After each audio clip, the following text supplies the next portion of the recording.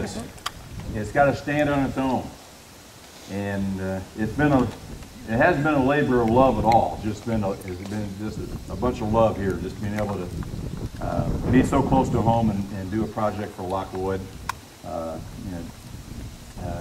Jeannie and Cliff and Neil and Jim and all the crew here have just done everything possible to make this thing, for me, just a very smooth and easy project to do.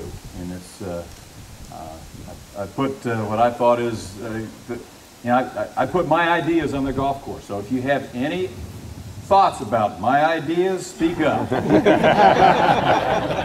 Ask me about why don't you have a bunker out there off the tee here on this 6th hole?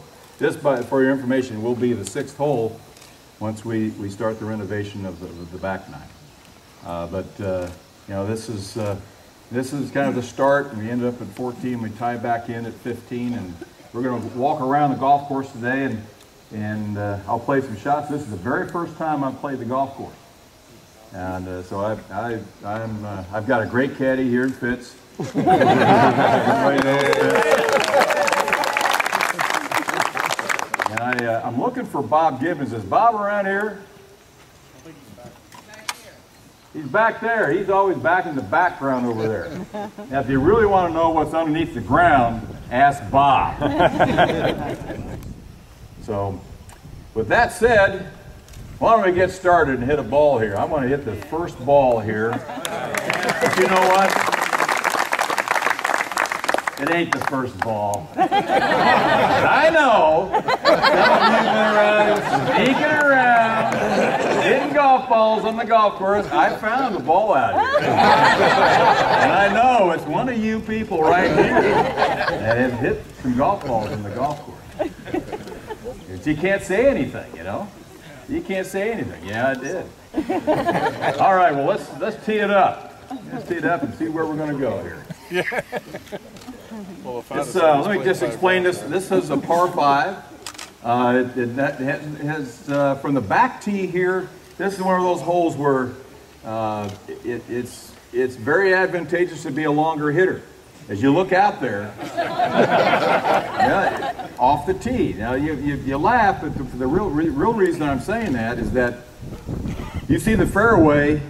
It starts narrow and then widens out. Well, that's a reason. From the back tee here, right here, that area where it's narrow is where I'm going to be hitting the ball. I'll be hitting right maybe just at the end of that narrowness. So that fairway is going to play narrow for people like me.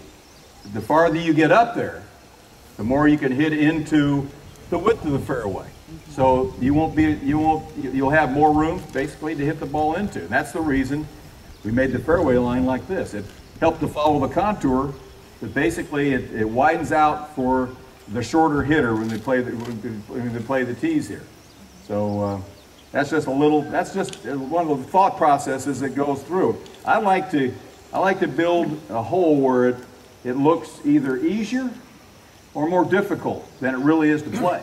I like to fool you. I like to make, sometimes you have a shot that you see a big wide open green and you hit that shot on the right side of the green there and it falls off the green.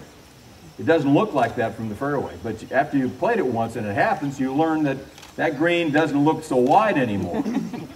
It gets narrow. So it looks wide, but plays narrow. Then there are other greens which sort of collect, maybe a real narrow green, but the ball will bounce onto the green. Even if it hits in the rough, it'll bounce onto the green. That's one of the things that number the 14th hole. I built that so that you hit right in the right front there and a roll onto the green because the green is narrow.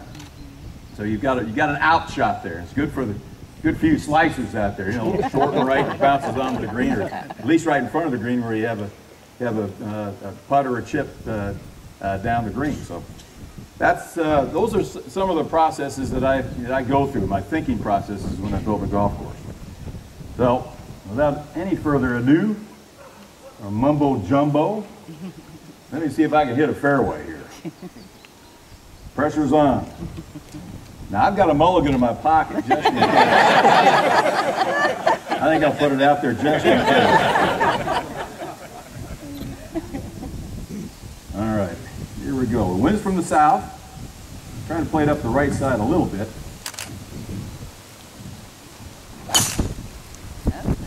Come on, wind. Yep, There it taking comes. it. Yep, taking it. It took it. I'll take that one.